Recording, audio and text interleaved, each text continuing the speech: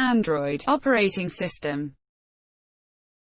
This video compresses information gathered from Wikipedia in video format. Studies prove that reading while listening improves comprehension, increases speed as well as expands vocabulary and enhances fluency. Video sections. Abstract. History. Features.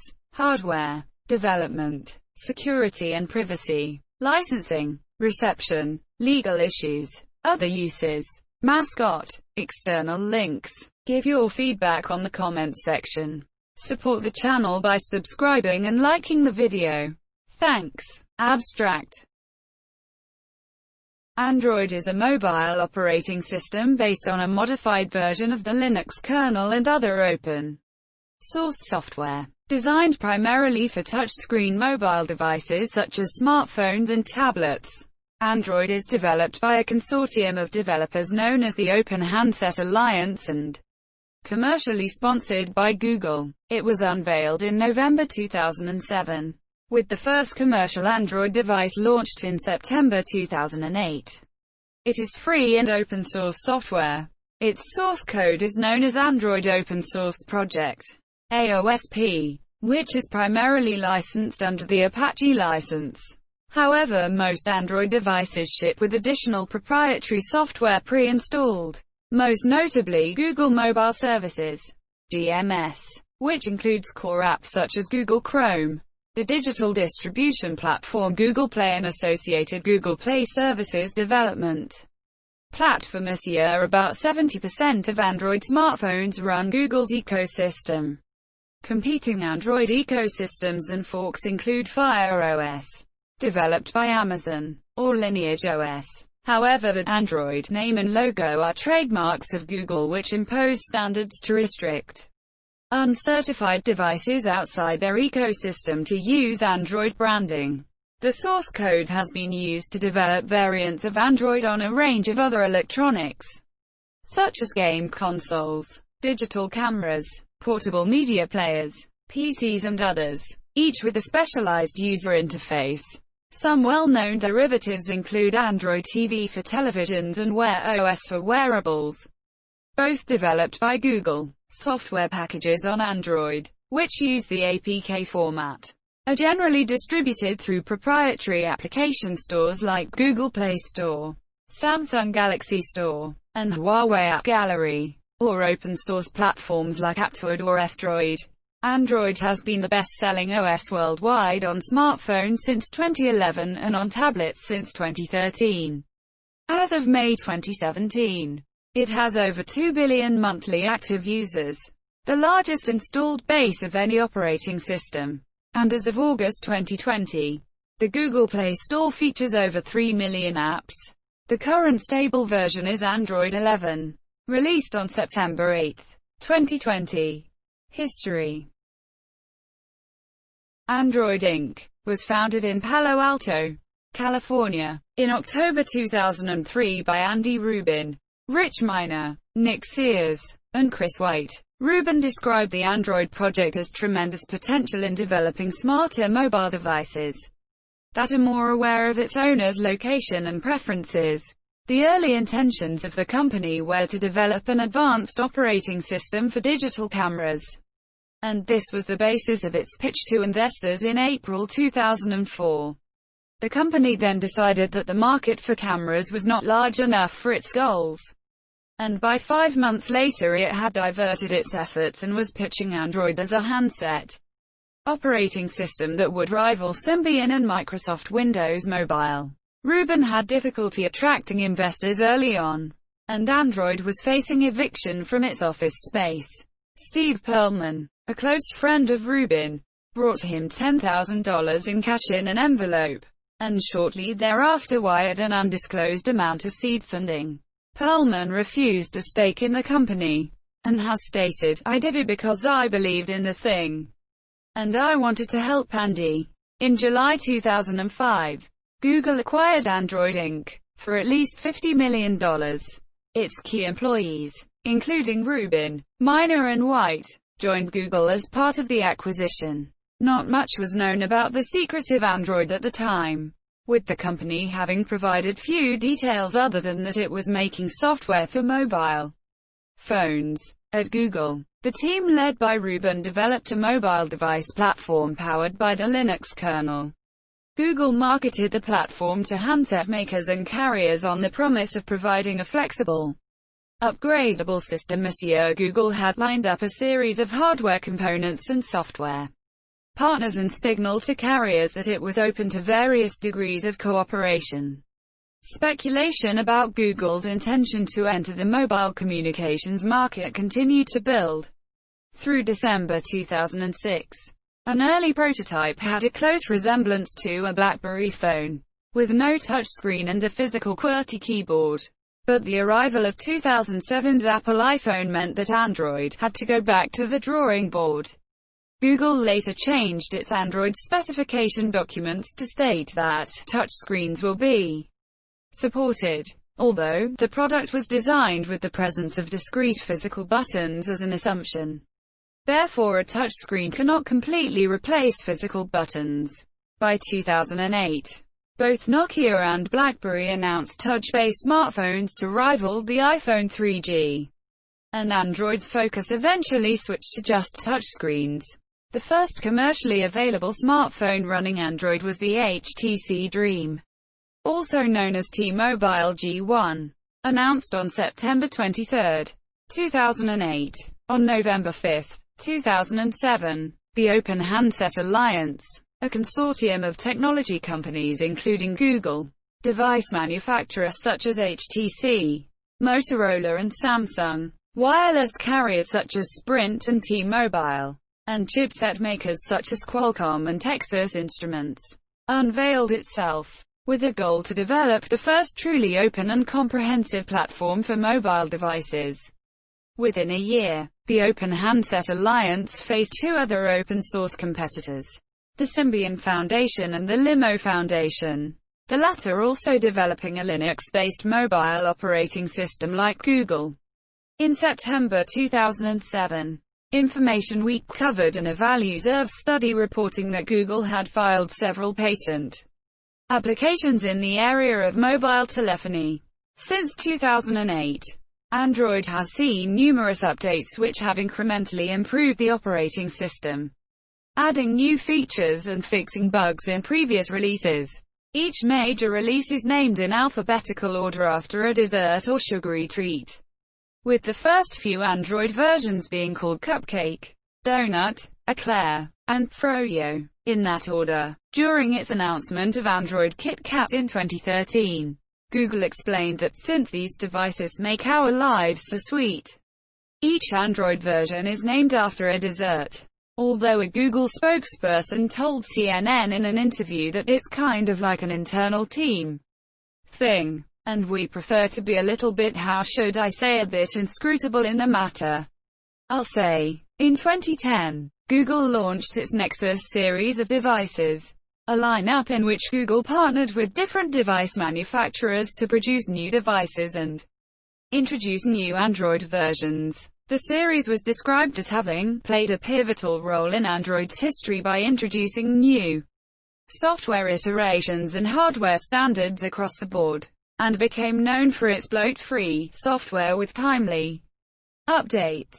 At its developer conference in May 2013, Google announced a special version of the Samsung Galaxy S4, where, instead of using Samsung's own Android customization, the phone ran stock Android, and was promised to receive new system updates fast. The device would become the start of the Google Play Edition program, and was followed by other devices, including the HTC One Google Play Edition, and Moto G Google Play Edition.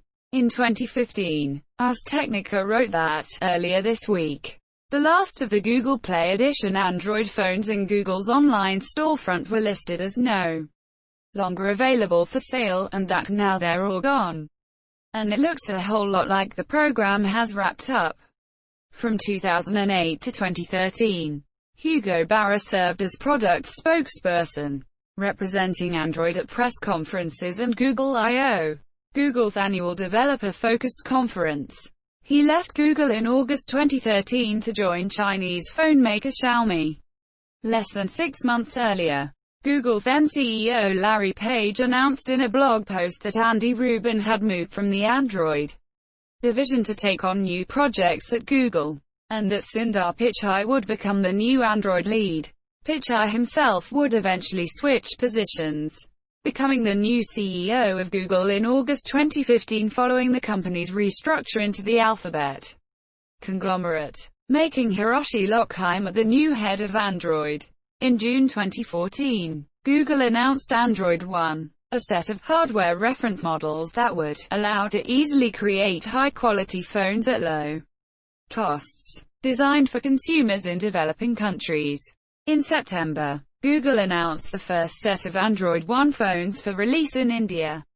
However, Recode reported in June 2015 that the project was a disappointment, citing reluctant consumers and manufacturing partners, and misfires from the search company that has never quite cracked hardware.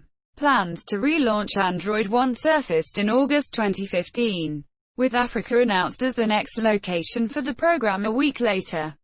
A report from The Information in January 2017 stated that Google is expanding its low-cost Android One program into the United States. Although The Verge notes that the company will presumably not produce the actual devices itself. Google introduced the Pixel and Pixel XL smartphones in October 2016, marketed as being the first phones made by Google, and exclusively featured certain software features, such as the Google Assistant. Before wider rollout, the Pixel phones replaced the Nexus series, with a new generation of Pixel phones launched in October 2017.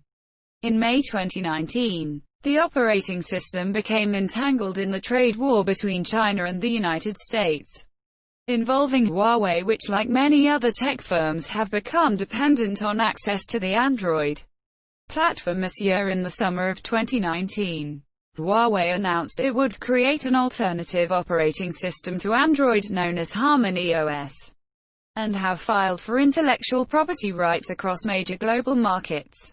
Huawei does not currently have any plans to replace Android in the near future, as Harmony OS is designed for Internet of Things devices, rather than for smartphones. On August 22, 2019, it was announced that Android Q would officially be branded as Android 10, ending the historic practice of naming major versions after desserts. Google stated that these names were not inclusive to international users, due either to the aforementioned foods not being internationally known, or being difficult to pronounce in some languages. On the same day, Android Police reported that Google had commissioned a statue of a giant number 10 to be installed in the lobby of the developer's new office. Android 10 was released on September 3, 2019 to Google Pixel phones first. Features: Android's default user interface is mainly based on direct manipulation, using touch inputs that loosely correspond to real-world actions, like swiping, tapping, pinching, and reverse pinching to manipulate on-screen objects, along with a virtual keyboard. Game controllers and full-size physical keyboards are supported via Bluetooth or USB. The response to user inputs is designed to be immediate and provides a fluid touch interface, often using the vibration capabilities of the device to provide haptic feedback to the user. Internal hardware, such as accelerometers, gyroscopes and proximity sensors, are used by some applications to respond to additional user actions. For example, adjusting the screen from portrait to landscape depending on how the device is oriented, or allowing the user to steer a vehicle in a racing game by rotating the device, simulating control of a steering wheel. Android devices boot to the home screen, the primary navigation and information hub on Android devices, analogous to the desktop found on personal computers. Android home screens are typically made up of app icons and widgets. App icons launch the associated app, whereas widgets display live, auto-updating content, such as a weather forecast, the user's email inbox, or a news ticker directly on the home screen. A home screen may be made up of several pages, between which the user can swipe back and forth. Third-party apps available on Google Play and other app stores can extensively retheme their home screen, and even mimic the look of other operating systems, such as Windows Phone. Most manufacturers customize the look and features of their Android devices to differentiate themselves from their competitors. Along the top of the screen is a status bar, showing information about the device and its connectivity. This status bar can be pulled down to reveal a notification screen where apps to display important information or updates. Notifications are short, timely, and relevant information about your app when it's not in use. And when tapped, users are directed to a screen inside the app relating to the notification. Beginning with Android 4.1 Jelly Bean, expandable notifications allow the user to tap an icon on the notification in order for it to expand and display more information and possible app actions right from the notification. An All Apps screen lists all installed applications, with the ability for users to drag an app from the list onto the home screen. A Recents screen lets users switch between recently used apps. Many, to almost all, Android devices come with pre-installed Google apps including Gmail, Google Maps, Google Chrome, YouTube, Google Play Music, Google Play Movies and TV, and many more. Applications, apps, which extend the functionality of devices, and must be 64-bit, are written using the Android Software Development Kit, SDK, and, often, Kotlin programming language, which replaced Java as Google's preferred language for Android app development in May 2019. Java is still supported, originally the only option for user space programs, and is often mixed with Kotlin, as is C++, Java and/or other JVM languages, such as Kotlin, may be combined with C, C++, together with a choice of non-default runtimes that allow better C++ support. The Go programming language is also supported, although with a limited set of application programming interfaces, API. In May 2017, Google announced support for Android app development in the Kotlin programming language. The SDK includes a comprehensive set of development tools, including a debugger, software libraries, a handset emulator based on QEMU, documentation, sample code, and tutorials. Initially, Google supported Integrated Development Environment, IDE, was Eclipse using the Android Development Tools, ADT, plugin. In December 2014, Google released Android Studio, based on IntelliJ IDEA, as its primary IDE for Android application development. Other development tools are available, including a Native Development Kit, NDK, for applications or extensions in C or C++, Google App Inventor, a visual environment for novice programmers, and various cross-platform mobile web applications frameworks. In January 2014, Google unveiled a framework based on Apache Cordova for porting Chrome HTML5 web applications to Android, wrapped in a native application shell. Additionally, Firebase was acquired by Google in 2014 that provides helpful tools for app and web developers. Android has a growing selection of third-party applications, which can be acquired by users by downloading and installing the application's APK, Android Application Package, file, or by downloading them using an application store program that allows users to install, update, and remove applications from their devices. Google Play Store is the primary application store installed on Android devices that comply with Google's compatibility requirements and license the Google Mobile Services software. Google Play Store allows users to browse, download and update applications published by Google and third-party developers. As of August 2020, there are more than 3 million applications available for Android in Play Store. As of July 2013, 50 billion applications have been installed. Some carriers offer direct carrier billing for Google Play application purchases, where the cost of the application is added to the user's monthly bill.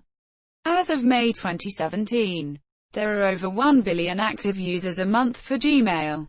Android, Chrome, Google Play and Maps. Due to the open nature of Android, a number of third-party application marketplaces also exist for Android, either to provide a substitute for devices that are not allowed to ship with Google Play Store, provide applications that cannot be offered on Google Play Store due to policy violations, or for other reasons. Examples of these third-party stores have included the Amazon App Store, Getjar, and SlideMe. F-Droid, another alternative marketplace, seeks to only provide applications that are distributed under free and open-source licenses. Since Android devices are usually battery-powered, Android is designed to manage processes to keep power consumption at a minimum when an application is not in use. The system suspends its operations so that, while available for immediate use rather than closed, it does not use battery power or CPU resources. Android manages the applications stored in memory automatically. When memory is low, the system will begin invisibly and automatically closing inactive processes, starting with those that have been inactive for the longest amount of time. Lifehacker reported in 2011 that third-party task killer applications were doing more harm than good. Hardware. The main hardware platform for Android is ARM. The ARM-v7 and ARM-v8A architectures, with x86 and x86-64 architectures also officially supported in later versions of Android. The unofficial Android x86 project provided support for x86 architectures ahead of the official support. The ARM-v5TE and MIPS3264 architectures were also historically supported but removed in later Android releases. Since 2012, Android devices with Intel processors began to appear, including phones and tablets, while gaining support for 64-bit platforms. Android was first made to run on 64-bit x86 and then on ARM64.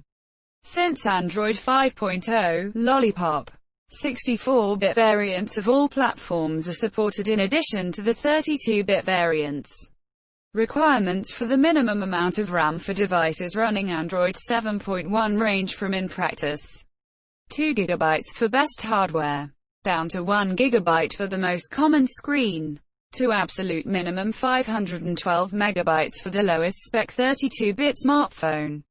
The recommendation for Android 4.4 is to have at least 512 MB of RAM, while for low RAM devices 340 MB is the required minimum amount that does not include memory dedicated to various hardware components such as the baseband processor.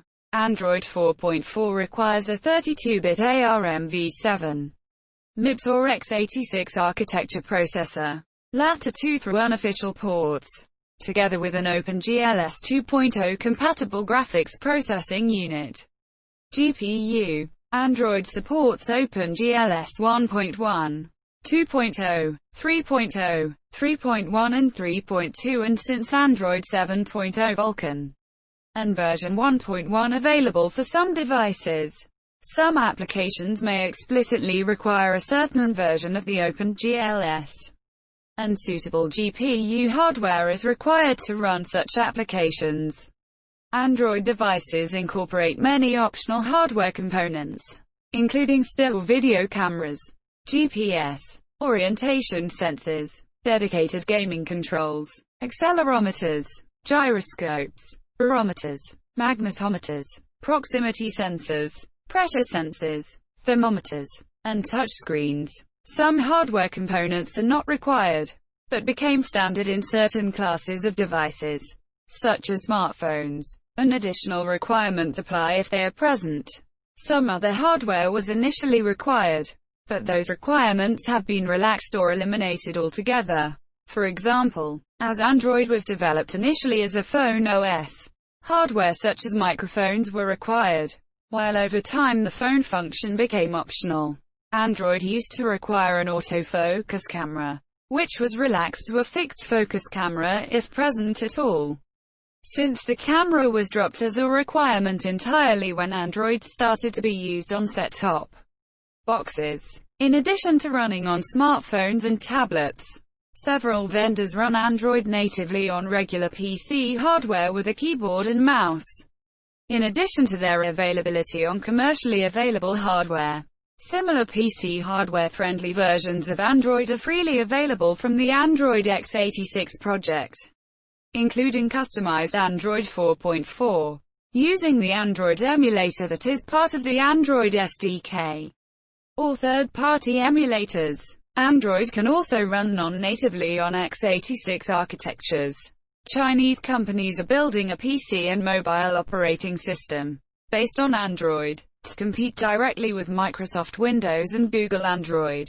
The Chinese Academy of Engineering noted that more than a dozen companies were customizing Android following a Chinese ban on the use of Windows 8 on government PCs. Development. Android is developed by Google until the latest changes and updates are ready to be released, at which point the source code is made available to the Android open source project, AOSP, an open source initiative led by Google. The AOSP code can be found without modification on select devices, mainly the former Nexus and current Android One series of devices. The source code is, in turn, customized by original equipment manufacturers, OEMs, to run on their hardware. Android source code does not contain the device drivers, often proprietary, that are needed for certain hardware components. As a result, most Android devices, including Google's own, ship with a combination of free and open source and proprietary software, with the software required for accessing Google services falling into the latter category. Google announces major incremental upgrades to Android on a yearly basis. The updates can be installed on devices over the air. The latest major release is Android 10. The extensive variation of hardware in Android devices has caused significant delays for software upgrades and security patches. Each upgrade has had to be specifically tailored, a time and resource-consuming process. Except for devices within the Google Nexus and Pixel brands, updates have often arrived months after the release of the new version, or not at all. Manufacturers often prioritize their newest devices and leave old ones behind. Additional delays can be introduced by wireless carriers who, after receiving updates from manufacturers, further customize Android to their needs and conduct extensive testing on their networks before sending out the upgrade. There are also situations in which upgrades are impossible due to a manufacturer not updating necessary drivers. The lack of after-sale support from manufacturers and carriers has been widely criticized by consumer groups and the technology media. Some commentators have noted that the industry has a financial incentive not to upgrade their devices, as the lack of updates for existing devices fuels the purchase of newer ones. An attitude described as insulting. The Guardian complained that the method of distribution for updates is complicated only because manufacturers and carriers have designed it that way. In 2011, Google partnered with a number of industry players to announce an Android Update Alliance, pledging to deliver timely updates for every device for 18 months after its release. However, there has not been another official word about that alliance since its announcement. In 2012, Google began decoupling certain aspects of the operating system, particularly its central applications, so they could be updated through the Google Play Store independently of the OS. One of those components, Google Play Services, is a closed-source system-level process providing APIs for Google services, installed automatically on nearly all devices running Android 2.2, Froyo, and higher. With these changes, Google can add new system functions and update apps without having to distribute an upgrade to the operating system itself. As a result, Android 4.2 and 4.3 Jelly Bean contained relatively fewer user-facing changes, focusing more on minor changes and platform improvements. HTC's then executive Jason McKenzie called monthly security updates unrealistic in 2015. And Google was trying to persuade carriers to exclude security patches from the full testing procedures. In May 2016, Bloomberg Businessweek reported that Google was making efforts to keep Android more up to date, including accelerated rates of security updates, rolling out technological workarounds, reducing requirements for phone testing, and ranking phone makers in an attempt to shame them into better behavior. As stated by Bloomberg, as smartphones get more capable, complex and hackable, having the latest software work closely with the hardware is increasingly important. Hiroshi Lockheimer, the Android lead, admitted that it's not an ideal situation, further commenting that the lack of updates is the weakest link on security on Android. Wireless carriers were described in the report as the most challenging discussions, due to their slow approval time while testing on their networks. Despite some carriers, including Verizon Wireless and Sprint Corporation, already shortening their approval times. In a further effort for persuasion, Google shared a list of top phone makers measured by updated devices with its Android partners, and is considering making the list public. Mike Chan, co-founder of phone maker NextBit and former Android developer, said that the best way to solve this problem is a massive re-architecture of the operating system. Or Google could invest in training manufacturers and carriers to be good Android citizens. In May 2017, with the announcement of Android 8.0, Google introduced Project Treble, a major re-architect of the Android OS framework designed to make it easier, faster, and less costly for manufacturers to update devices to newer versions of Android.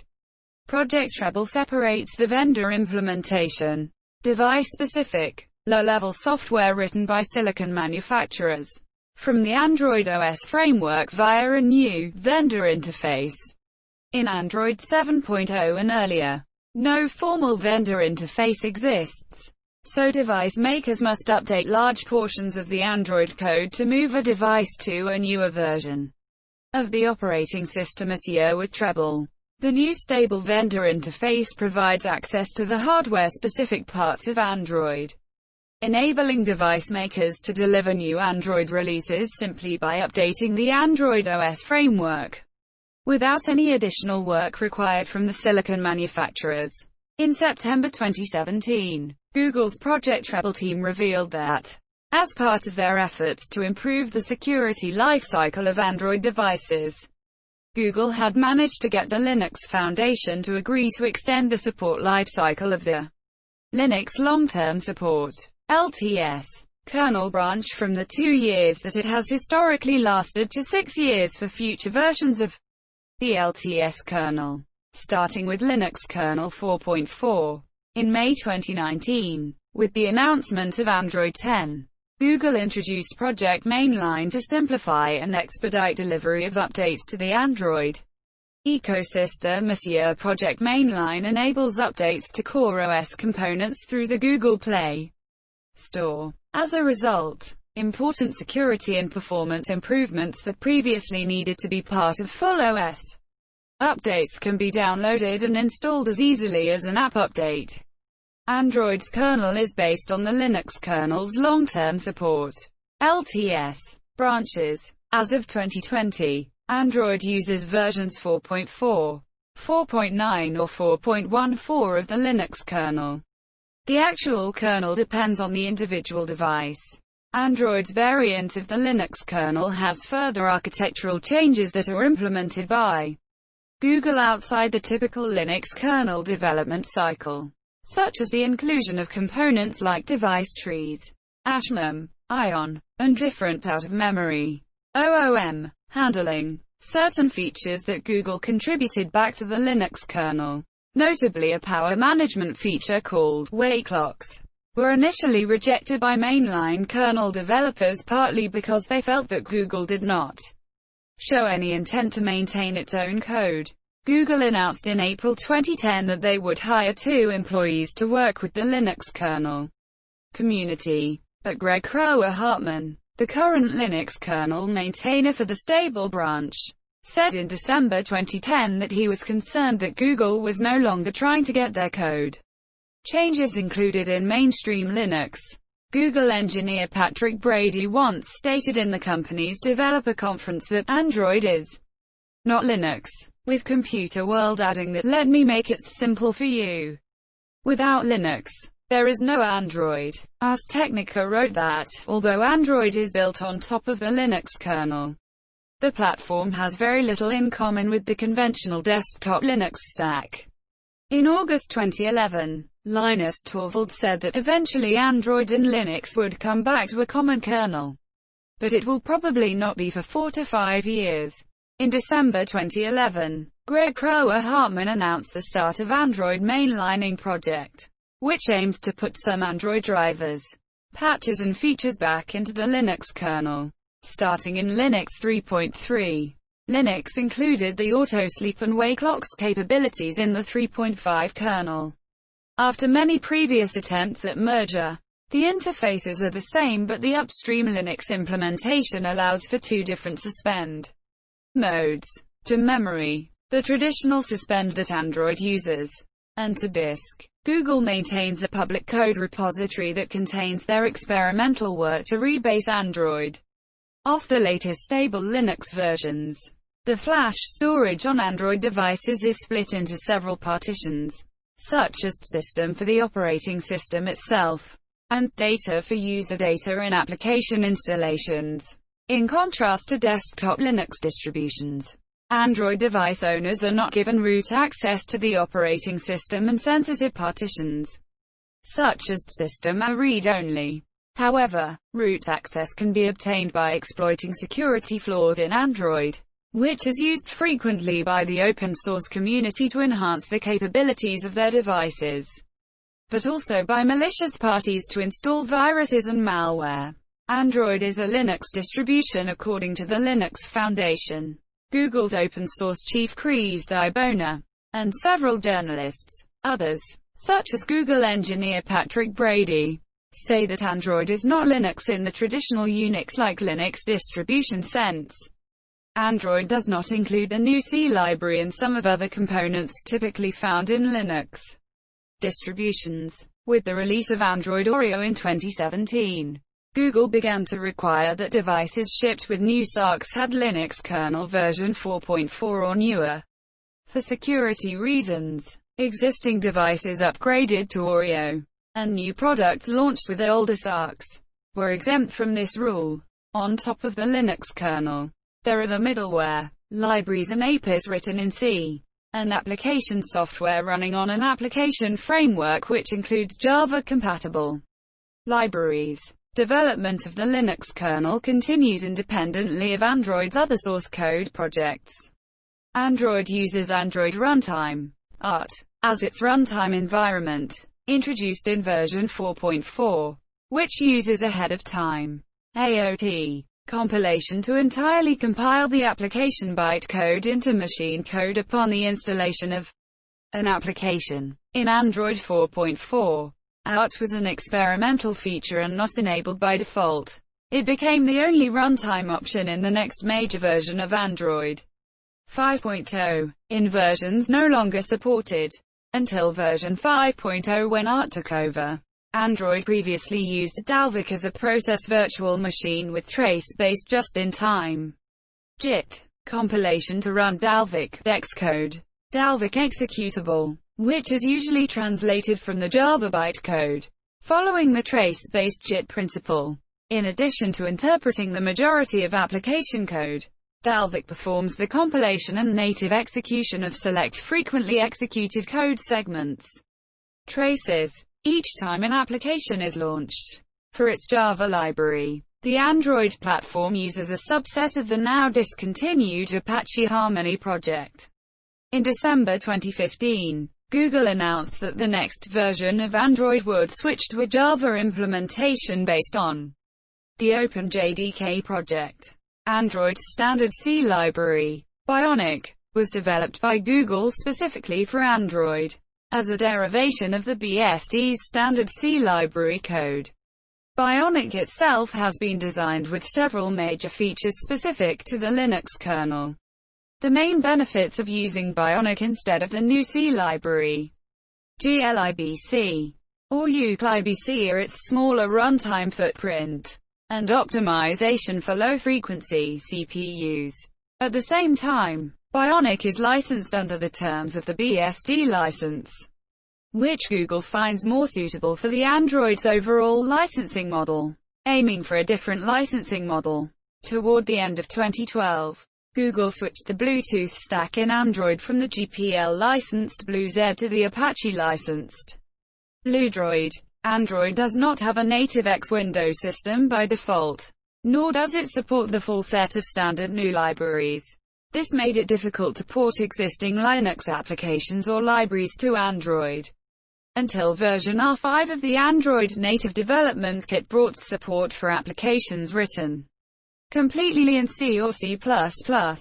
Libraries written in C may also be used in applications by injection of a small shim and usage of the JNI. In current versions of Android, Toybox, a collection of command-line utilities, is used. Since the release of Marshmallow, replacing a similar toolbox collection found in previous Android versions. Android has another operating system, TrustyOS, within it. As a part of Trusty, software components supporting a trusted execution environment. On mobile devices, Trusty and the Trusty API are subject to change. Applications for the TrustyOS can be written in C, C++. C++ support is limited, and they have access to a small C library. All Trusty applications are single-threaded. Multi-threading in Trusty user space currently is unsupported. Third-party application development is not supported in the current version, and software running on the OS and processor for it run the DRM framework for protected content. There are many other uses for IT, such as mobile payments, secure banking, full disk encryption, multi-factor authentication, device reset protection, replay protected persistent storage, wireless display, cast of protected content, secure PIN and fingerprint processing, and even malware detection. Android source code is released by Google under an open source license, and its open nature has encouraged a large community of developers and enthusiasts to use the open source code as a foundation for community-driven projects, which deliver updates to older devices, add new features for advanced users, or bring Android to devices originally shipped with other operating systems. These community-developed releases often bring new features and updates to devices faster than through the official manufacturer carrier channels, with a comparable level of quality. Provide continued support for older devices that no longer receive official updates, or bring Android to devices that were officially released running other operating systems, such as the HP touchpad. Community releases often come pre-routed and contain modifications not provided by the original vendor, such as the ability to overclock or undervolt the device's processor. CyanogenMod was the most widely used community firmware, now discontinued and succeeded by Lineage OS. There are, as of August 2019, a handful of notable custom Android distributions, ROMs, of the latest Android version 9.0 Pie, which was released publicly in August 2018. See List of custom Android distributions. Historically, device manufacturers and mobile carriers have typically been unsupportive of third-party firmware development. Manufacturers express concern about improper functioning of devices running unofficial software and the support costs resulting from this.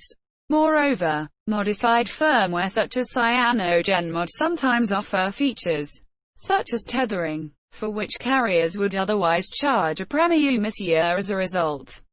Technical obstacles including locked bootloaders and restricted access to root permissions are common in many devices.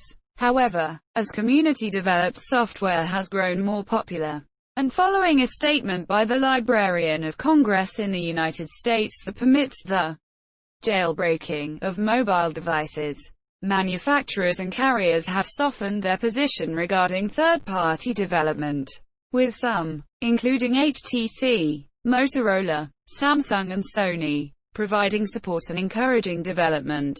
As a result of this, over time the need to circumvent hardware restrictions to install unofficial firmware has lessened, as an increasing number of devices are shipped with unlocked or unlockable bootloaders, similar to Nexus series of phones, although usually requiring that users waive their device's warranties to do so.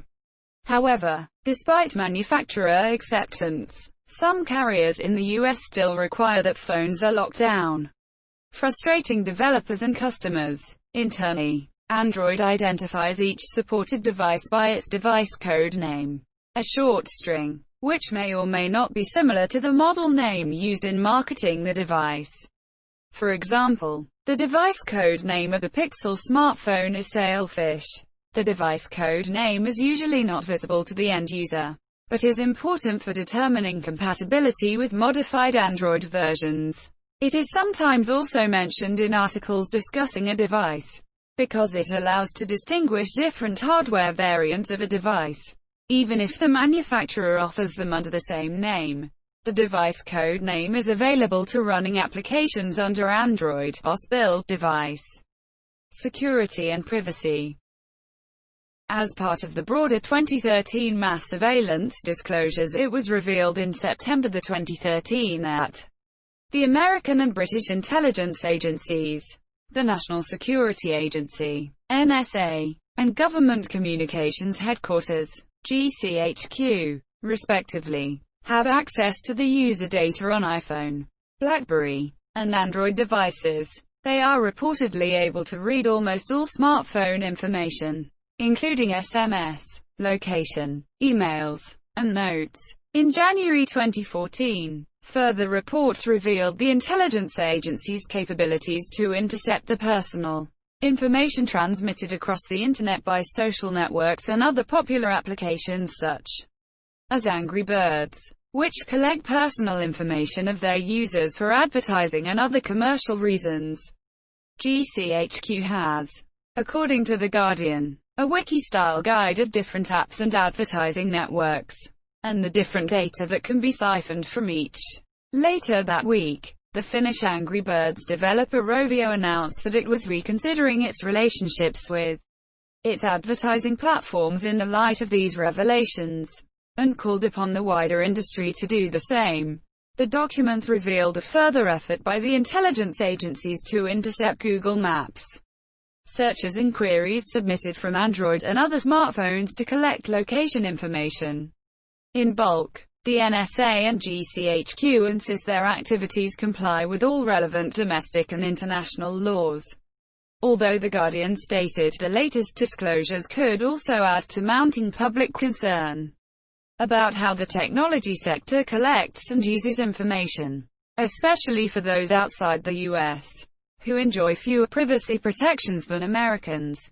Leaked documents published by WikiLeaks, code-named Vault 7 and dated from 20,132,016, detailed the capabilities of the Central Intelligence Agency, CIA, to perform electronic surveillance and cyber warfare, including the ability to compromise the operating systems of most smartphones, including Android. Research from security company Trend Micro lists premium service abuse as the most common type of Android malware, where text messages are sent from infected phones to premium rate telephone numbers without their consent or even knowledge of the user. Other malware displays unwanted and intrusive advertisements on the device, or sends personal information to unauthorized third parties. Security threats on Android are reportedly growing exponentially. However, Google engineers have argued that the malware and virus threat on Android is being exaggerated by security companies for commercial reasons, and have accused the security industry of playing on fears to sell virus protection software to users.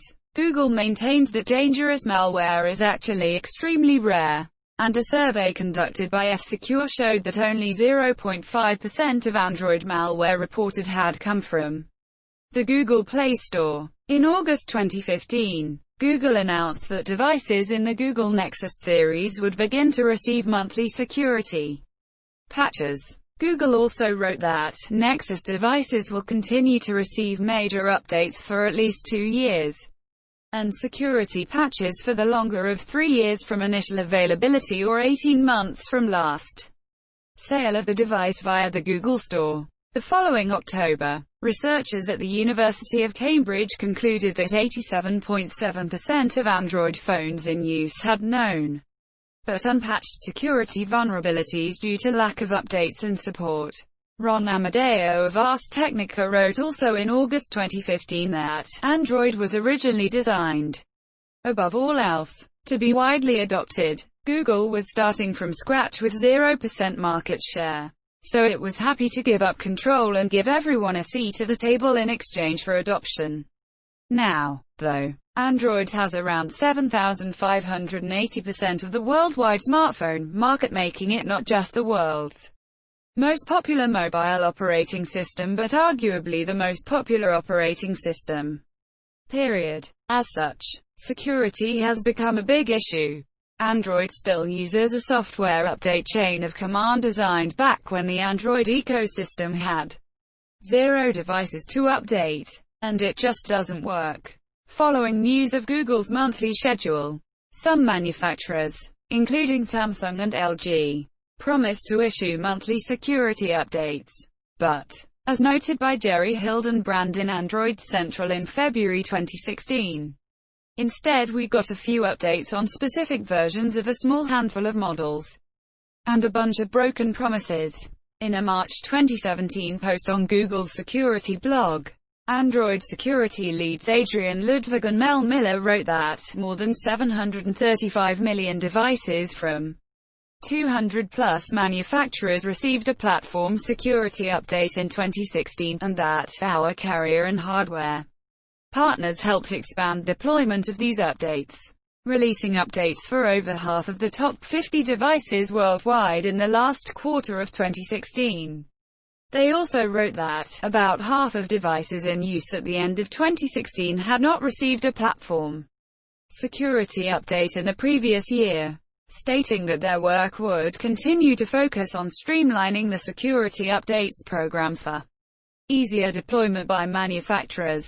Furthermore, in a comment to TechCrunch, Ludwig stated that the wait time for security updates had been reduced from 6 to 9 weeks down to just a few days, with 78% of flagship devices in North America being up to date on security at the end of 2016. Patches to bugs found in the core operating system often do not reach users of older and lower-priced devices. However, the open-source nature of Android allows security contractors to take existing devices and adapt them for highly secure uses. For example, Samsung has worked with General Dynamics through their Open Kernel Lab acquisition to rebuild Jelly Bean on top of their hardened microvisor for the Knox project. Android smartphones have the ability to report the location of Wi-Fi access points encountered as phone users move around, to build databases containing the physical locations of hundreds of millions of such access points. These databases form electronic maps to locate smartphones, allowing them to run apps like Foursquare, Google Latitude, Facebook Places, and to deliver location-based ads.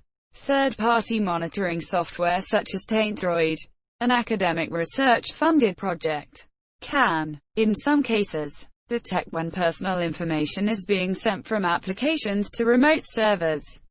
In 2018, Norwegian security firm Promon has unearthed a serious Android security hole which can be exploited, including to steal login credential, access messages, and track location, which the vulnerability could be found in all versions of Android, including Android 10. The vulnerability came by exploiting a bug in multitasking system and enabling malicious app to overlay legitimate apps with fake login screens that the users did not aware when handing security credentials. The users can also be tricked into granting additional permissions to the malicious apps, which later enable the apps to perform all manner of nefarious activities from intercepting texts and calls to stealing banking credentials and money. Avast Labs also discovered that many pre-installed apps of new Android device that containing dangerous malware and adware on several hundred different Android device models and versions. Some of the pre-installed malwares can commit ad fraud, or even take over its host device.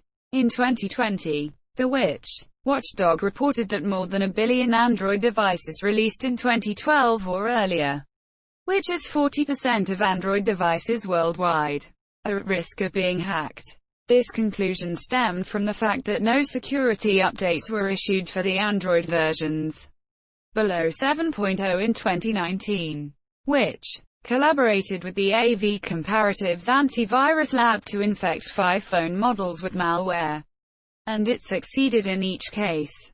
Google refused to comment on the Watchdog's speculations.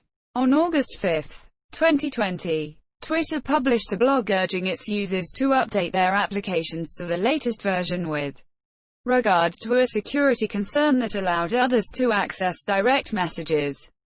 A hacker could easily use the Android system permissions to fetch the account credentials in order to do so. The security issue is only with Android OS 8, Android Oreo, and Android OS 9. Android Pie. Twitter confirmed that updating the app will restrict such practices. Android applications run in a sandbox, an isolated area of the system that does not have access to the rest of the system's resources, unless access permissions are explicitly granted by the user when the application is installed. However, this may not be possible for pre-installed apps.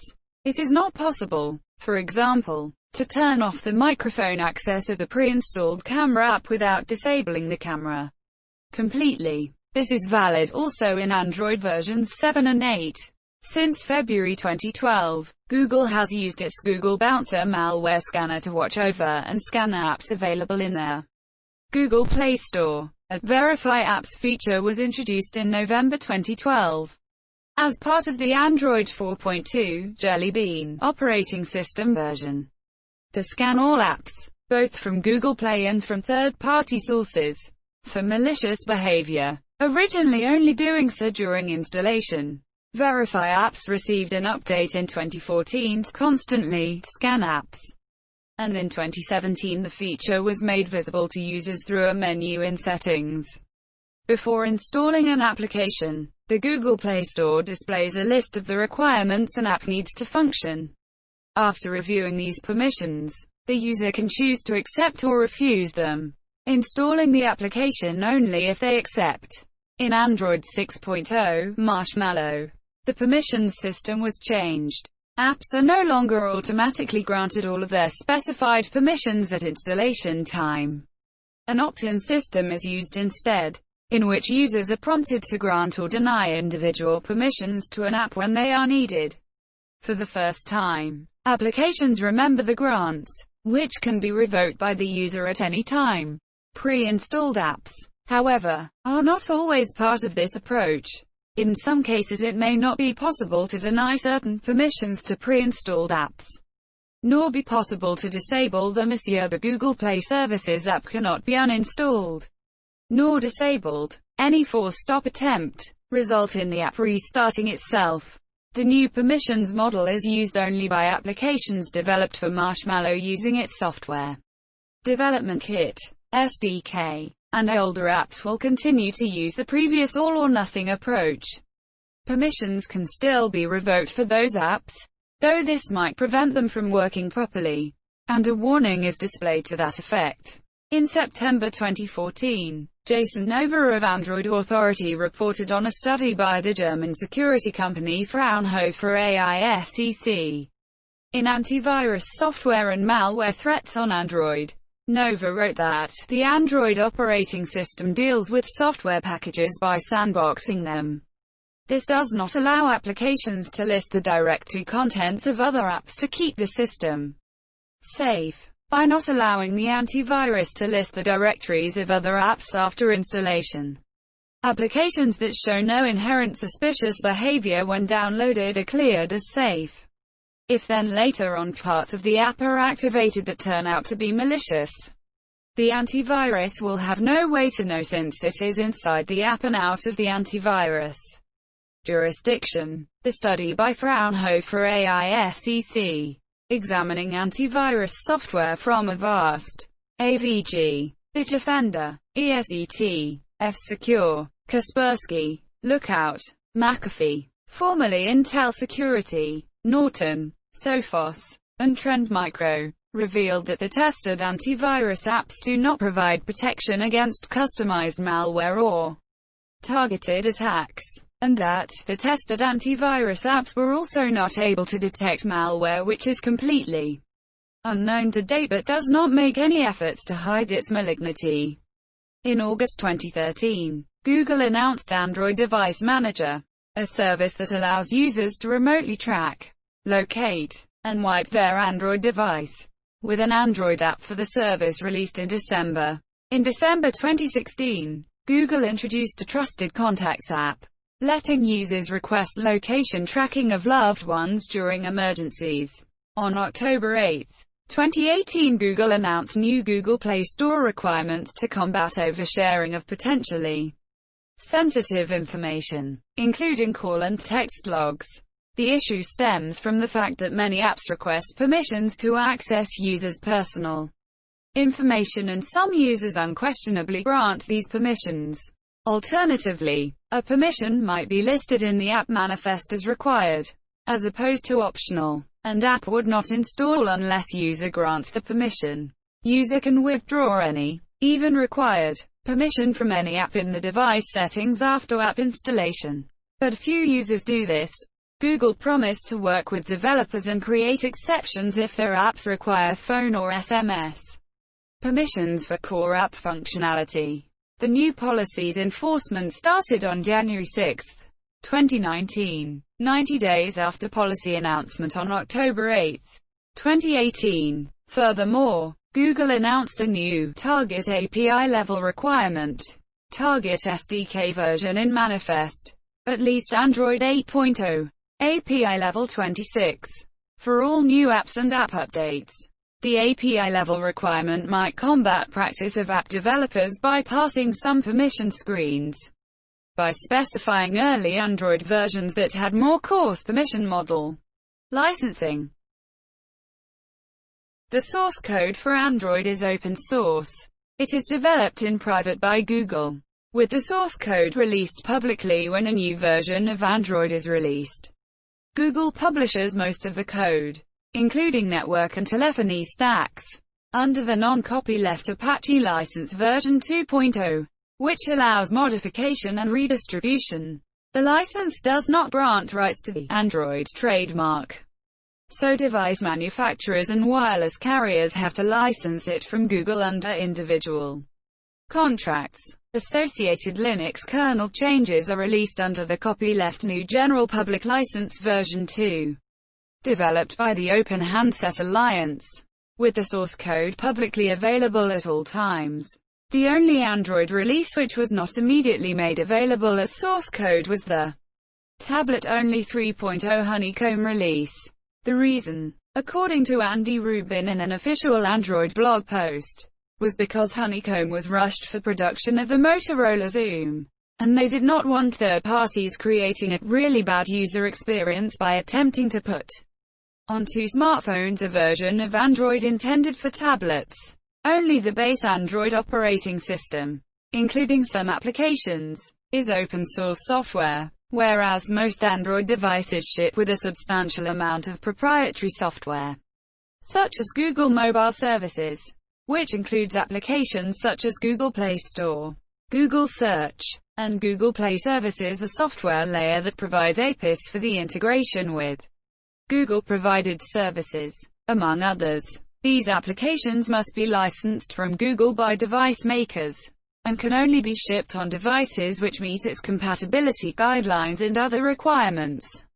Custom, certified distributions of Android produced by manufacturers, such as Samsung Experience, may also replace certain stock Android apps with their own proprietary variants and add additional software not included in the stock Android operating system this year with the advent of the Google Pixel line of devices. Google itself has also made specific Android features timed or permanent exclusives to the Pixel series. There may also be binary blob drivers required for certain hardware components in the device. The best-known fully open-source Android services are the Lineage OS distribution and MicroG, which acts as an open-source replacement of Google Play services. Richard Stallman and the Free Software Foundation have been critical of Android and have recommended the usage of alternatives such as Replicant. Because drivers and firmware vital for the proper functioning of Android devices are usually proprietary, and because the Google Play Store application can forcibly install or uninstall applications and, as a result, invite non-free software. In both cases, the use of closed-source software causes the system to become vulnerable to backdoors. Google licenses their Google Mobile Services software, along with the Android trademarks, only to hardware manufacturers for devices that meet Google's compatibility standards specified in the Android Compatibility Program document. Thus, forks of Android that make major changes to the operating system itself do not include any of Google's non-free components, staying compatible with applications that require them, and must ship with an alternative software marketplace in lieu of Google Play Store. A prominent example of such an Android fork is Amazon's Fire OS, which is used on the Kindle Fire line of tablets, and oriented toward Amazon services. The shipment of Android devices without GMS is also common in mainland China, as Google does not do business there. In 2014, Google also began to require that all Android devices which license the Google Mobile Services software display a prominent, powered by Android, logo on their boot screens. Google has also enforced preferential bundling and placement of Google Mobile Services on devices, including mandated bundling of the entire main suite of Google applications, and that shortcuts to Google Search and the Play Store app must be present on or near the main home screen page in its default configuration. In March 2018, it was reported that Google had begun to block uncertified Android devices from using Google Mobile Services software, and display a warning indicating that the device manufacturer has preloaded Google apps and services without certification from Google. Users of custom ROMs can register their device ID to their Google account to remove this block. Some stock applications and components in AOSP code that were formerly used by earlier versions of Android, such as Search, Music, Calendar, and the Location API, were abandoned by Google in favor of non-free replacements distributed through Play Store, Google Search, Google Play Music, and Google Calendar, and Google Play services, which are no longer open source. Moreover, open-source variants of some applications also exclude functions that are present in their non-free versions. These measures are likely intended to discourage forks and encourage commercial licensing in line with Google requirements, as the majority of the operating system's core functionality is dependent on proprietary components licensed exclusively by Google, and it would take significant development resources to develop an alternative suite of software and APIs to replicate or replace them. Apps that do not use Google components would also be at a functional disadvantage, as they can only use APIs contained within the OS itself. In turn, third-party apps may have dependencies on Google Play services. Members of the Open Handset Alliance, which include the majority of Android OEMs, are also contractually forbidden from producing Android devices based on forks of the OS. In 2012, Acer Inc. was forced by Google to halt production on a device powered by Alibaba Group's Lion OS with threats of removal from the OHA, as Google deemed the platform to be an incompatible version of Android. Alibaba Group defended the allegations, arguing that the OS was a distinct platform from Android, primarily using HTML5 apps, but incorporated portions of Android's platform to allow backwards compatibility with third-party Android software. Indeed, the devices did ship with an application store which offered Android apps. However, the majority of them were pirated. Reception Android received a lukewarm reaction when it was unveiled in 2007. Although analysts were impressed with the respected technology companies that had partnered with Google to form the Open Handset Alliance, it was unclear whether mobile phone manufacturers would be willing to replace their existing operating systems with Android. The idea of an open-source, Linux-based development platform sparked interest, but there were additional worries about Android facing strong competition from established players in the smartphone market, such as Nokia and Microsoft, and rival Linux mobile operating systems that were in development. These established players were skeptical. Nokia was quoted as saying, "We don't see this as a threat." And a member of Microsoft's Windows Mobile team stated, "I don't understand the impact that they are going to have." Since then, Android has grown to become the most widely used smartphone operating system and one of the fastest mobile experiences available.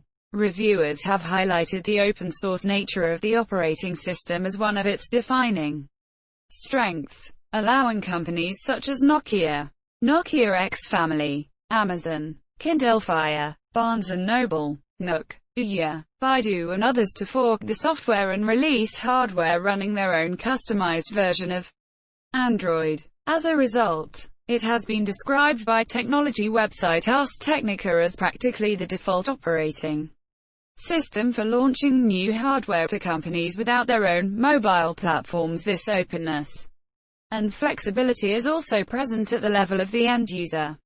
Android allows extensive customization of devices by their owners, and apps are freely available from non-Google app stores and third-party websites. These have been cited as among the main advantages of Android phones over others. Despite Android's popularity, including an activation rate 3 times that of iOS, there have been reports that Google has not been able to leverage their other products and web services successfully to turn Android into the moneymaker that analysts had expected.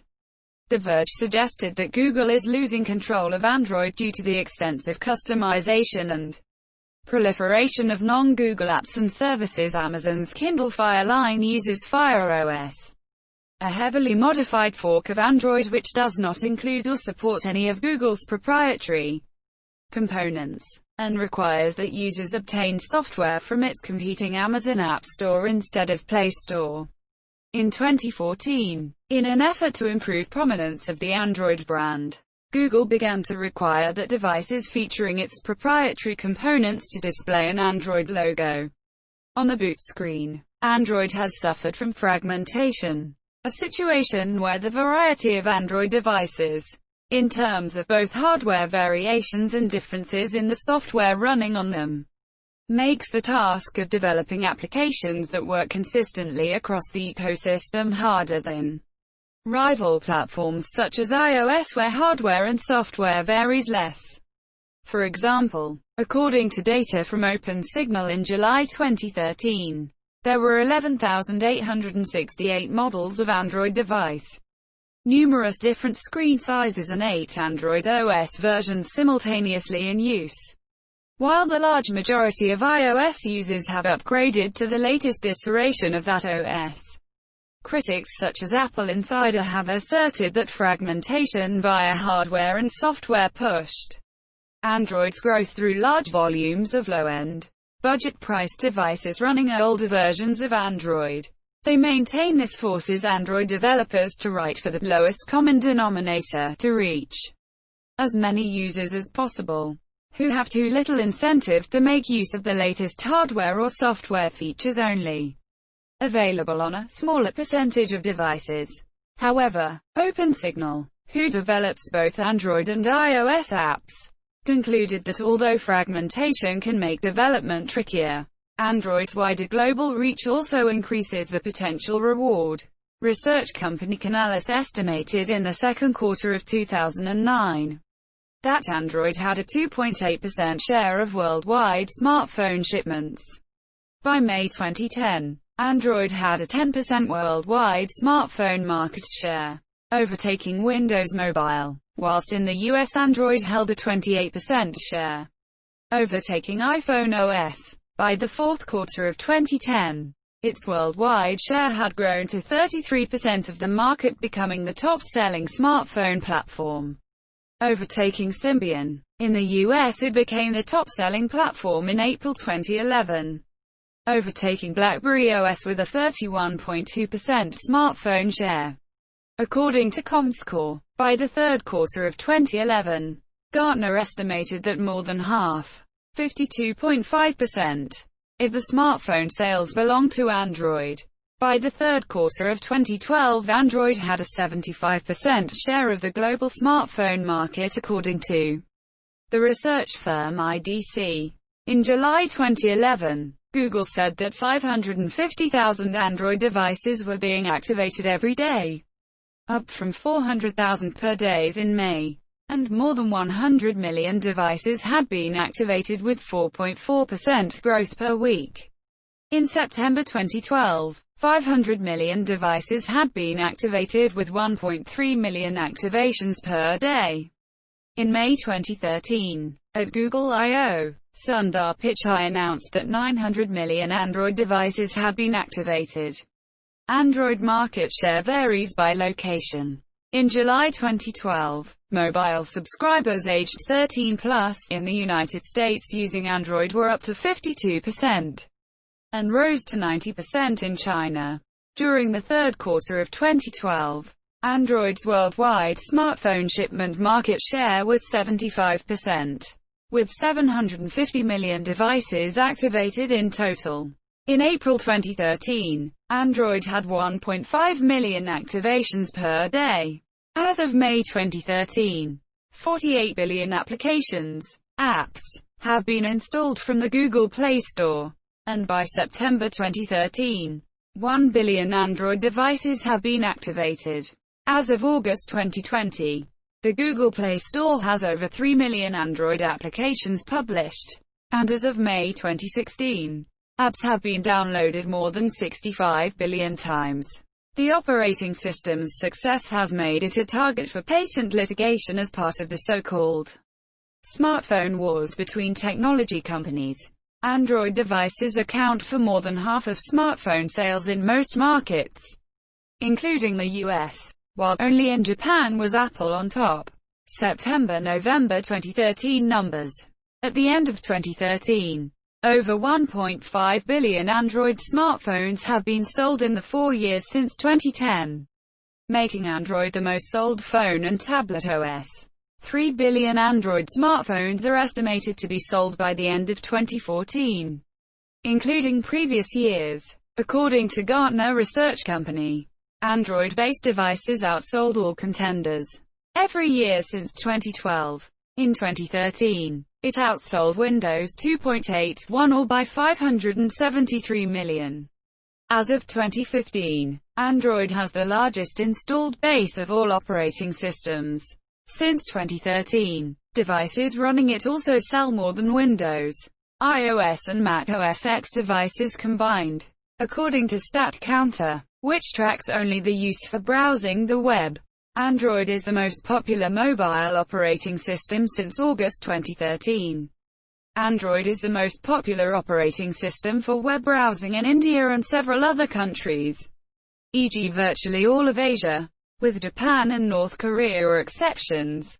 According to StatCounter, Android is most used on mobile in all African countries, and its stated mobile usage has already overtaken desktop in several countries including India, South Africa and Saudi Arabia, with virtually all countries in Africa having done so already, except for 7 countries, including Egypt, such as Ethiopia and Kenya, in which mobile, including tablets, usage is at 90.46%, while Android phones in the Western world commonly include Google's proprietary add-ons, such as Google Play, to the otherwise open-source operating system. This is increasingly not the case in emerging markets.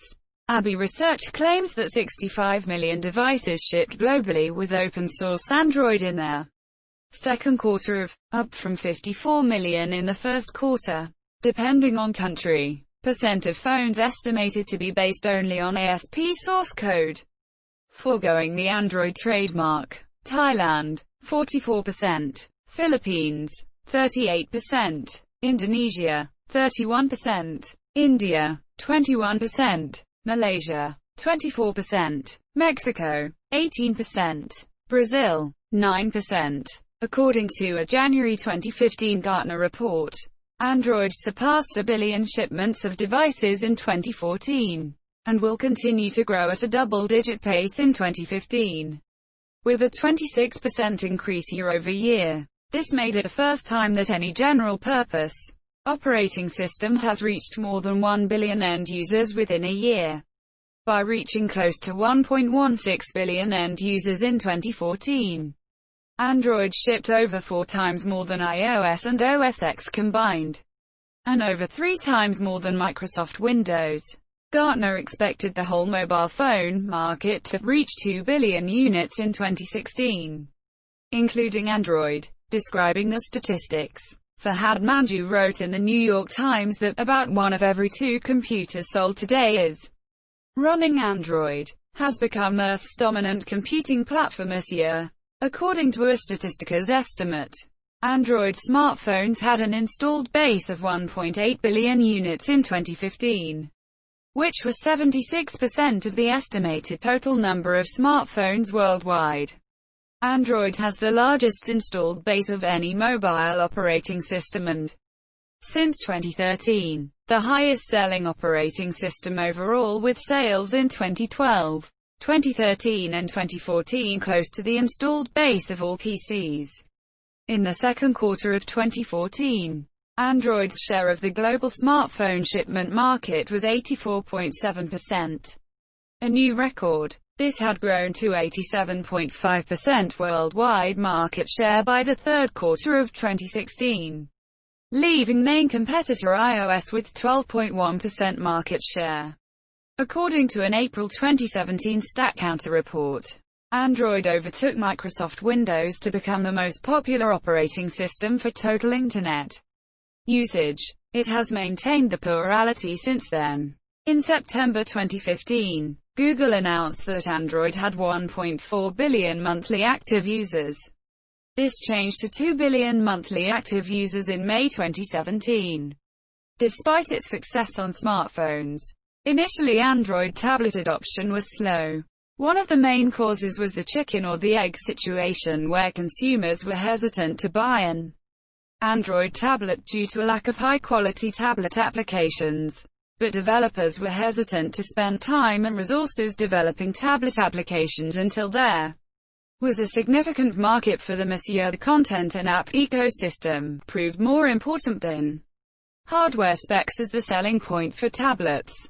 Due to the lack of Android tablet-specific applications in 2011, early Android tablets had to make do with existing smartphone applications that were ill-suited to larger screen sizes, whereas the dominance of Apple's iPad was reinforced by the large number of tablet-specific iOS applications. Despite app support in its infancy, a considerable number of Android tablets, like the Barnes & Noble Nook, alongside those using other operating systems, such as the HP Touchpad and BlackBerry Playbook, were rushed out to market in an attempt to capitalize on the success of the iPad. InfoWorld has suggested that some Android manufacturers initially treated their first tablets as a frankenphone business, a short-term low-investment opportunity by placing a smartphone-optimized Android OS before Android 3.0 Honeycomb for tablets was available on a device while neglecting user interface. This approach, such as with the Dell Streak, failed to gain market traction with consumers, as well as damaging the early reputation of Android tablets. Furthermore, several Android tablets such as the Motorola Xoom were priced the same or higher than the iPad, which hurt sales. An exception was the Amazon Kindle Fire, which relied upon lower pricing as well as access to Amazon's ecosystem of applications and content. This began to change in 2012, with the release of the affordable Nexus 7 and a push by Google for developers to write better tablet applications. According to International Data Corporation, shipments of Android-powered tablets surpassed iPads in Q3 2012. As of the end of 2013, over 191.6 million Android tablets had sold in 3 years since 2011. This made Android tablets the most sold type of tablet in 2013, surpassing iPads in the second quarter of 2013, according to StatCounter's web use statistics.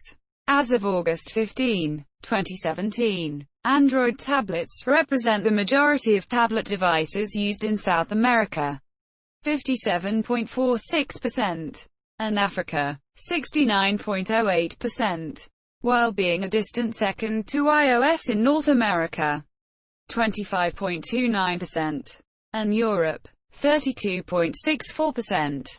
Despite having sizable majorities in many Central American, Caribbean, and Eastern European states, and representing the majority in Asia, 51.25%, notably in India, 65.98%, and Indonesia, 82.18%.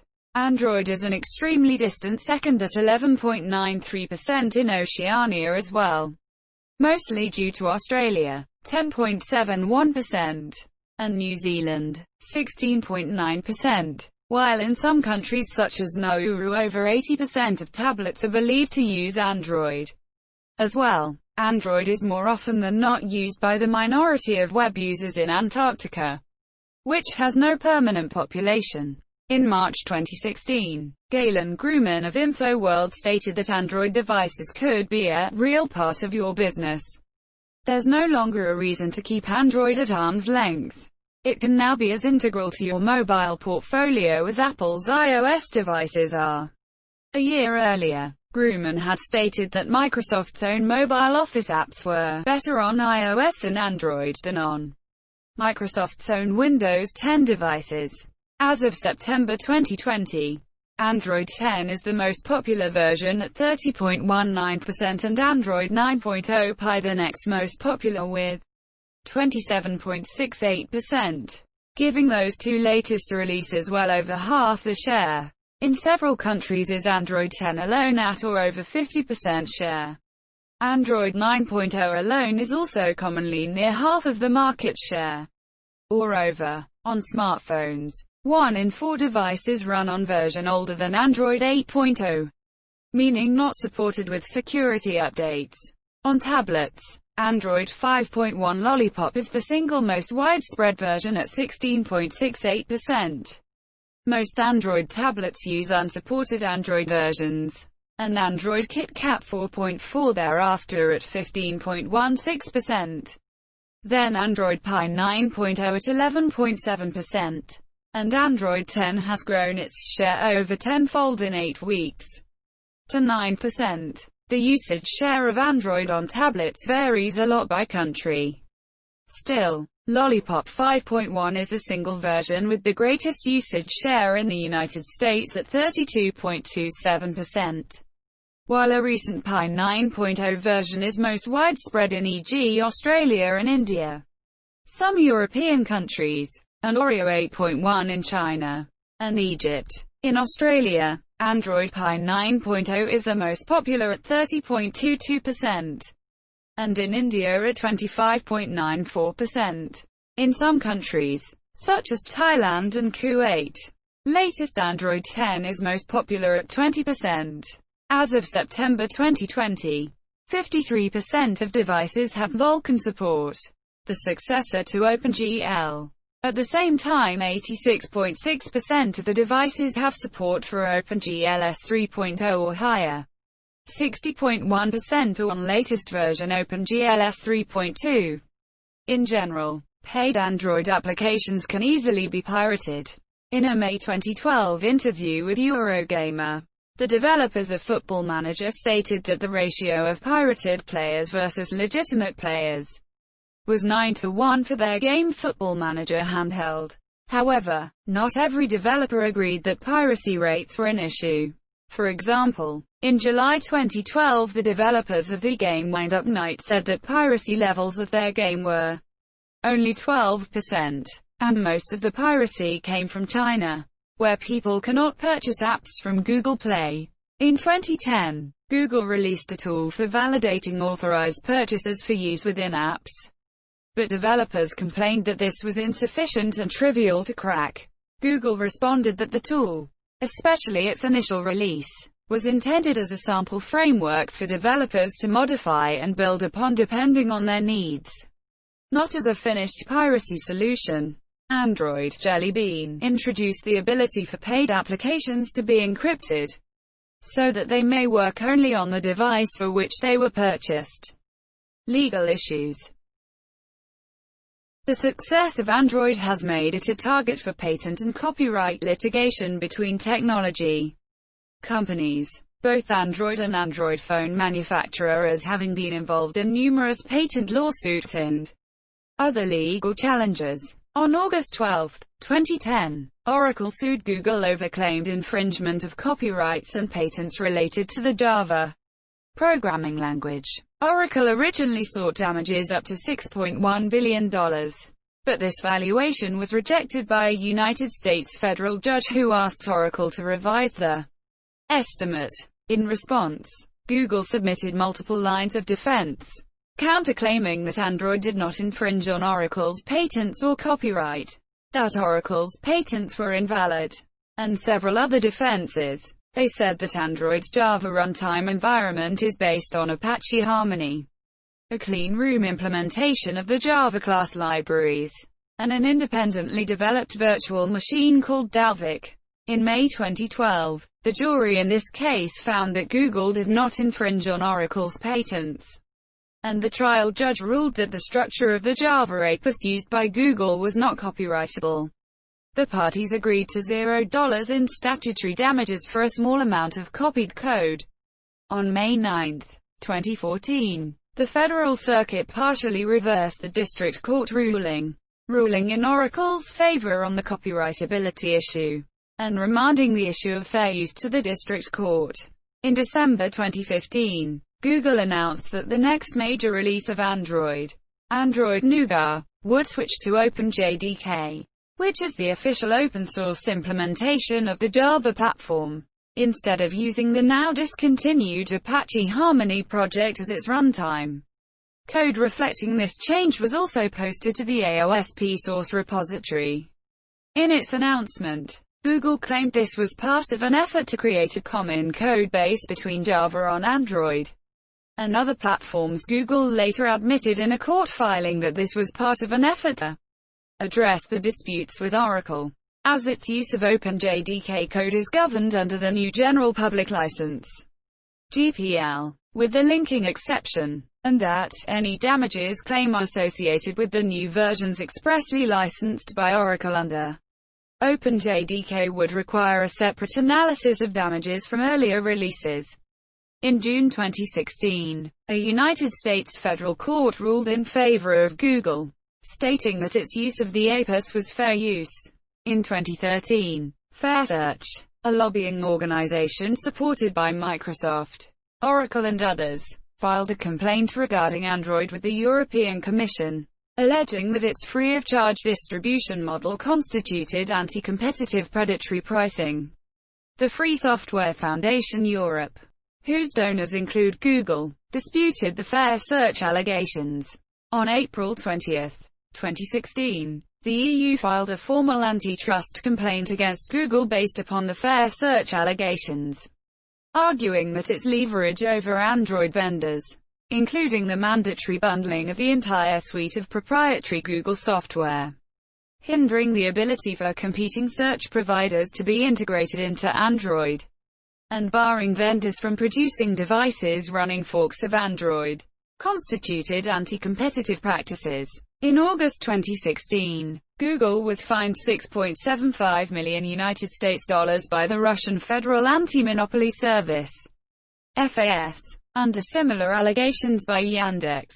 The European Commission issued its decision on July 18, 2018, determining that Google had conducted 3 operations related to Android that were in violation of antitrust regulations: bundling Google's search in Chrome as part of Android, blocking phone manufacturers from using forked versions of Android, and establishing deals with phone manufacturers and network providers to exclusively bundle their Google search application on handsets. The EU fined Google for $4.3 billion, about $5 billion United States dollars, and required the company to end this conduct within 90 days. Google filed its appeal of the ruling in October 2018, though will not ask for any interim measures to delay the onset of conduct requirements. On October 16, 2018, Google announced that it would change its distribution model for Google mobile services in the EU, since part of its revenue streams for Android, which came through use of Google Search and Chrome, were now prohibited by the EU's ruling. While the core Android system remains free, OEMs in Europe would be required to purchase a paid license to the core suite of Google applications, such as Gmail, Google Maps and the Google Play Store. Google Search will be licensed separately, with an option to include Google Chrome at no additional cost atop search. European OEMs can bundle third-party alternatives on phones and devices sold to customers, if they so choose. OEMs will no longer be barred from selling any device running incompatible versions of Android in Europe. In addition to lawsuits against Google directly, various proxy wars have been waged against Android indirectly by targeting manufacturers of Android devices, with the effect of discouraging manufacturers from adopting the platform by increasing the cost of bringing an Android device to market. Both Apple and Microsoft have sued several manufacturers for patent infringement, with Apple's ongoing legal action against Samsung being a particularly high-profile case. In January 2012, Microsoft said they had signed patent license agreements with 11 Android device manufacturers, whose products account for 70% of all Android smartphones sold in the US and 55% of the worldwide revenue for Android devices. These include Samsung and HTC.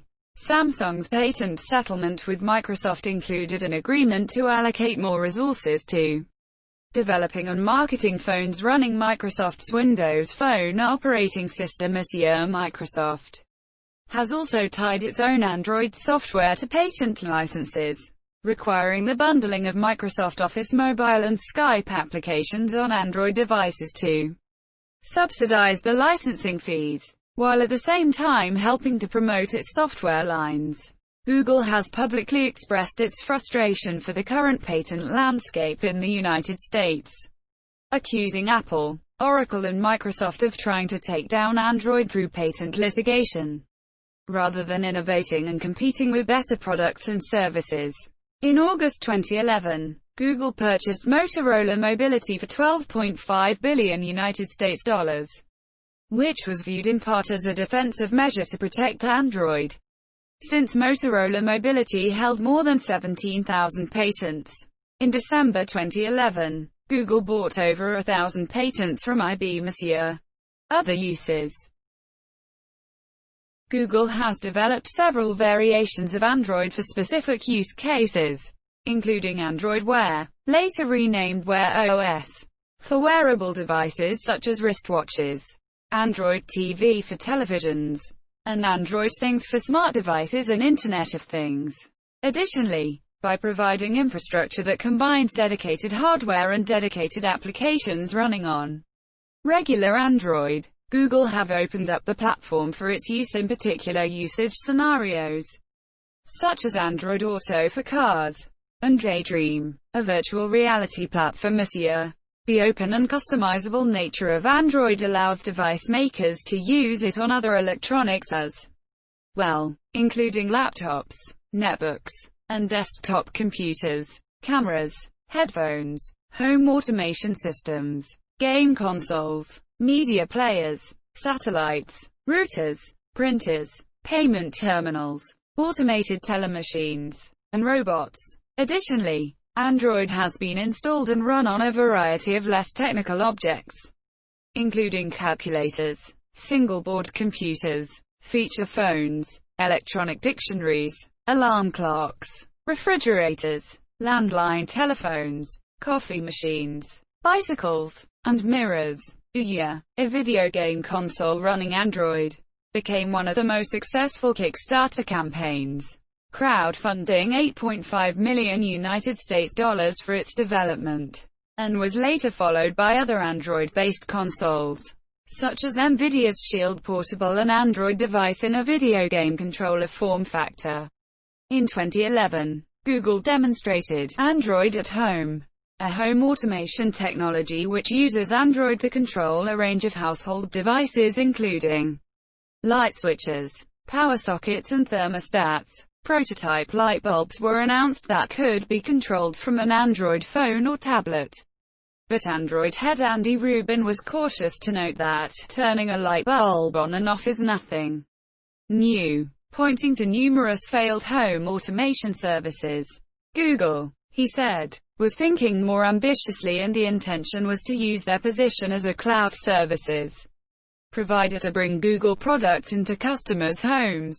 Parrot unveiled an Android-based car stereo system known as Asteroid in 2011, followed by a successor, the touchscreen-based Asteroid Smart, in 2012. In 2013, Clarion released its own Android-based car stereo, the AX1. In January 2014, at the Consumer Electronics Show, Google announced the formation of the Open Automotive Alliance, a group including several major automobile makers, Audi, General Motors, Hyundai, and Honda, and NVIDIA, which aims to produce Android-based in-car entertainment systems for automobiles.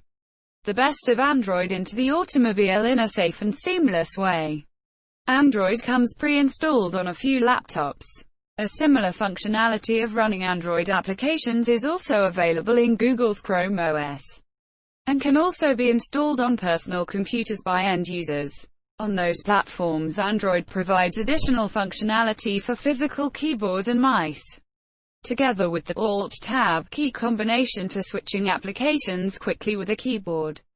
In December 2014, one reviewer commented that Android's notification system is vastly more complete and robust than in most environments, and that Android is absolutely usable as one's primary desktop operating system this year. In October 2015, The Wall Street Journal reported that Android will serve as Google's future main laptop operating system, with the plan to fold Chrome OS into it by 2017. Google's Sundar Pichai, who led the development of Android, explained that mobile as a computing paradigm is eventually going to blend with what we think of as desktop today. Also, back in 2009, Google co-founder Sergey Brin himself said that Chrome OS and Android would likely converge over time. Lockheimer, who replaced Pichai as head of Android and Chrome OS, responded to this claim with an official Google blog post stating that, while we've been working on ways to bring together the best of both operating systems, there's no plan to phase out Chrome OS guaranteed auto updates for 5 years. That is unlike Android, where support is shorter, with EOL dates at least 3 years for Android tablets for education. At Google I/O in May 2016, Google announced Daydream, a virtual reality platform that relies on a smartphone and provides VR capabilities through a virtual reality headset and controller designed by Google itself. The platform is built into Android starting with Android Nougat, differentiating from standalone support for VR capabilities. The software is available for developers, and was released in 2016. Mascot. The mascot of Android is a green Android robot, as related to the software's name. Although it has no official name, the Android team at Google reportedly call it Bugdroid, due to Android's high popularity in the 2010s. It has become one of the most recognizable icons in the technology world. It was designed by then Google graphic designer Irina Block on November 5, 2007, when Android was announced. Contrary to reports that she was tasked with a project to create an icon, Block confirmed in an interview that she independently developed it and made it open source. The robot design was initially not presented to Google, but it quickly became commonplace in the Android development team. with various variations of it created by the developers there who liked the figure, as it was free under a Creative Commons license. Its popularity amongst the development team eventually led to Google adopting it as an official icon as part of the Android logo when it launched to consumers in 2008.